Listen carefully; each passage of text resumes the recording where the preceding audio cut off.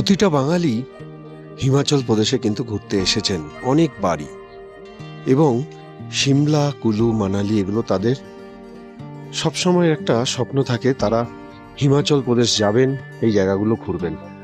তার সাথে সাথে যদি বরফ দেখতে না পাওয়া যায় তখন তারা প্রচণ্ডভাবে মানে আহত হন আর কি বলা যায়। কারণ বাঙালির চোখে একটু যদি বরফ বা তুষারপাত পাওয়া যায় তাহলে সেটা শ্রেষ্ঠ ট্যুর হয়ে ওঠে। সেরকমই আমরাও বেরিয়ে পড়েছিলাম হিমাচল প্রদেশের উদ্দেশ্যে। সিমলাতে এসে যেদিন পৌঁছই সেদিন সারা দিন ধরে কিন্তু তুষারপাত চলছিল। যদিও আমরা কালকা থেকে তার আবহাওয়ার একটা পূর্বাভাস কিন্তু পেয়েই গিয়েছিলাম, কারণ কালকাতে ভোরবেলা যখন আমরা ট্রেন থেকে নামি তখন কিন্তু প্রচণ্ড বৃষ্টি হচ্ছিল, এবং জানতে পারলাম বা জিজ্ঞেস করাতে বুঝতেও পারলাম তাদের কথায় যে সিমলাতে তুষারপাত চলছে। তার কিছুক্ষণ বাদেই আমাদের কাছে খবর আসে যে এত তুষারপাত হচ্ছে সিমলা, কুলু, মানালিতে, বিশেষ করে সিমলাতে গত 4 বছরে এত পরিমাণ তুষারপাত হয়নি। আজকে সিমলা মলে নিয়ে এসেছি তোমাদের, সেখানেই একটু ঘুরিয়ে দেখাবো যে বরফে ঢাকা সিমলা মল কেমন দেখতে লাগে। চল।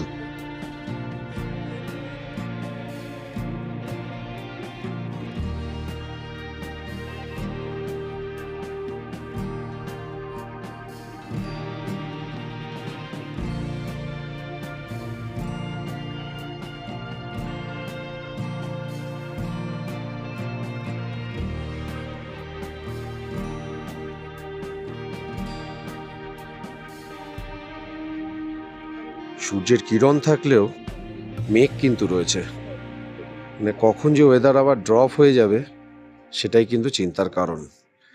যদিও রাতের দিকে একটু স্নোফলের প্রেডিকশন রয়েছে, তবে কতটা হবে সেটা আজ 23 তারিখ যতটা হয়েছে ততটা নাও হতে পারে।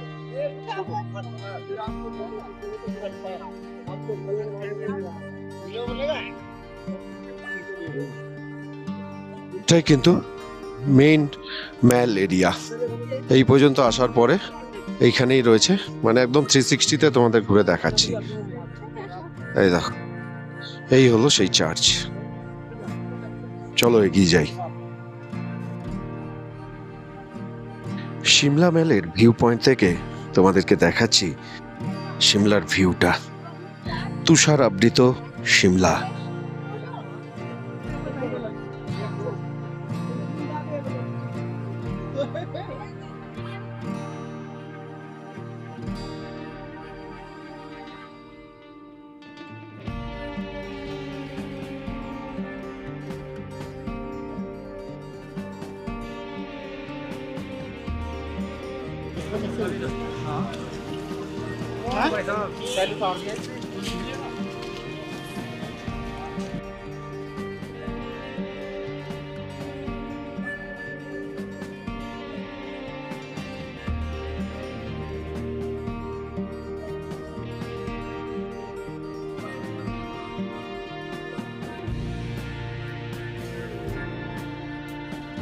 আমি একটা ভালো দিনে এসে পৌঁছেছিলাম, আর সেই জন্য এত কিছু তোমাদেরকে দেখাতে পারলাম।